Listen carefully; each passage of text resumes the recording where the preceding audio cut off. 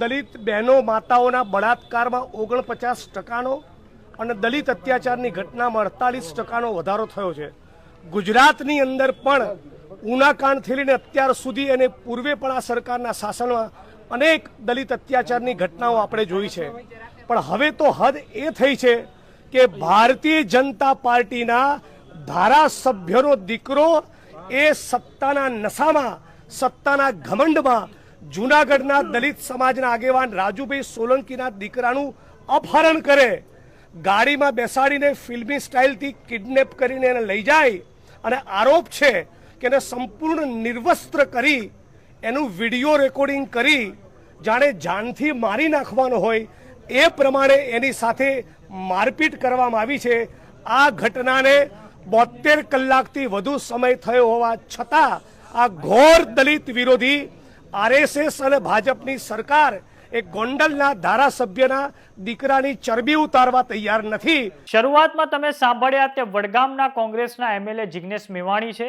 હાલમાં જૂનાગઢ શહેરના એનએસયુઆઈના પ્રમુખ અને કોરિયોગ્રાફર તરીકે કામ કરતા સંજય રાજુભાઈ સોલંકીને ગોંડલના હાલના ધારાસભ્ય ગીતાબા જાડેજા અને પૂર્વ ધારાસભ્ય જયરાજસિંહ ગોંડલના પુત્ર ગણેશ સાથે ગાડી ધીમી ચલાવવા બાબતેની બોલાચાલી થઈ હતી।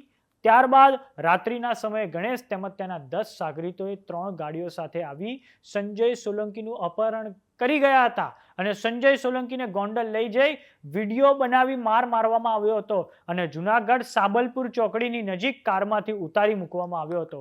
સંજય સોલંકી ઈજાગ્રસ્ત હાલતમાં હોસ્પિટલે પહોંચ્યો હતો અને જ્યાં તેણે સારવાર લેવાની શરૂઆત કરી દીધી છે। હવે આ બાબતે ધારાસભ્ય જિગ્નેશ મેવાણીએ રાજકોટમાં ખૂબ મોટી સંખ્યામાં લોકો સાથે મળીને આવેદનપત્ર આપ્યું છે અને ત્યારબાદ ગોંડલમાં દલિત સંમેલન યોજવાની ચીમકી પણ મીડિયા સમક્ષ વડગામના એમએલએ જિગ્નેશ મેવાણીએ ઉચ્ચારી છે। આ સાંભળો જિગ્નેશ મેવાણીએ શું કહ્યું છે। આવતીકાલે જે શાસનનો અંત આવવાના પૂરા અણસાર છે એવા ભારતીય જનતા પાર્ટીની સરકારના શાસનમાં છેલ્લા 1 વર્ષમાં 51,000 દલિત અત્યાચારની ઘટનાઓ બની છે। દલિત બહેનો માતાઓના બળાત્કારમાં 49% અને દલિત અત્યાચારની ઘટનામાં 48% વધારો થયો છે। ગુજરાતની અંદર પણ ઉનાકાંડથી લઈને અત્યાર સુધી અને પૂર્વે પણ આ સરકારના શાસનમાં અનેક દલિત અત્યાચારની ઘટનાઓ આપણે જોઈ છે।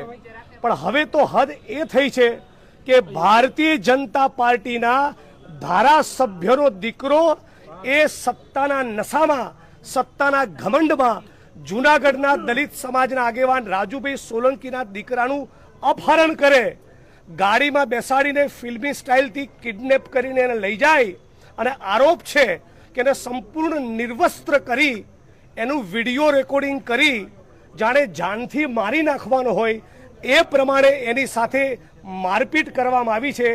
આ ઘટનાને 72 કલાકથી વધુ સમય થયો હોવા છતાં આ ઘોર દલિત વિરોધી આરએસએસ અને ભાજપની સરકાર એ ગોંડલના ધારાસભ્યના દીકરાની ચરબી ઉતારવા તૈયાર નથી।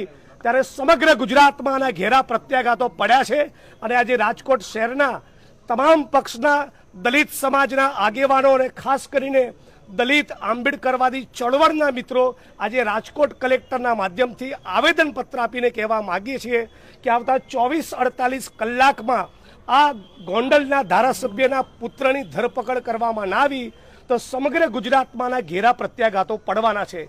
એક ધારાસભ્યના દીકરાને મગજમાં આવી રાય ભરાઈ જાય કે દલિત સમાજના કે આદિવાસી સમાજના કે કોઈ ગરીબ વ્યક્તિને કિડનેપ કરી એને નિર્વસ્ત્ર કરી એનો વિડીયો બનાવીને મન ફાવી રીતે શબ્દોનો પ્રયોગ કરી એની સાથે મારપીટ કરીએ તો એનો મતલબ એમ કે આ રાજ્યમાં કાયદો અને બંધારણનું શાસન બચ્યું નથી। જિગ્નેશભાઈ કેવા કાર્યક્રમ થઈ શકે છે? જલદ કાર્યક્રમો પણ થઈ શકે છે। આજે આવેદનપત્ર આપવાનો કાર્યક્રમ કર્યો છે, જૂનાગઢ બંધના કોલનું પણ વિચારીએ છીએ અને ગોંડલમાં આ જે લોકોને એવું છે કે મારું કોઈ નામ નહીં લઈ શકે એ ગોંડલની ધરતી ઉપર પણ એક દલિત અસ્મિતા સંમેલનનું પણ અમે વિચારી રહ્યા છીએ। ગુજરાતમાં લોકસભાની 2024ની ચૂંટણીઓમાં આ વખતે રાજકોટના ભાજપના ઉમેદવાર પુરુષોત્તમ રૂપાલાનું ક્ષત્રિય સમાજ પરનું નિવેદન ખૂબ ચર્ચામાં આવ્યું। ત્યારબાદ સમગ્ર ચૂંટણીઓ દરમિયાન ક્ષત્રિય સમાજનો આ મુદ્દો છવાયેલો રહ્યો હતો અને હવે ગણેશ ગોંડલની આ અસામાજિક પ્રવૃત્તિથી રાજ્યમાં દલિત સમાજમાં ખૂબ જ રોષ જોવા મળી રહ્યો છે। ત્યારે જોઈએ હવે આગળ શું થાય છે. જે પણ અપડેટ હશે અમે તમને આપતા રહીશું. નમસ્કાર.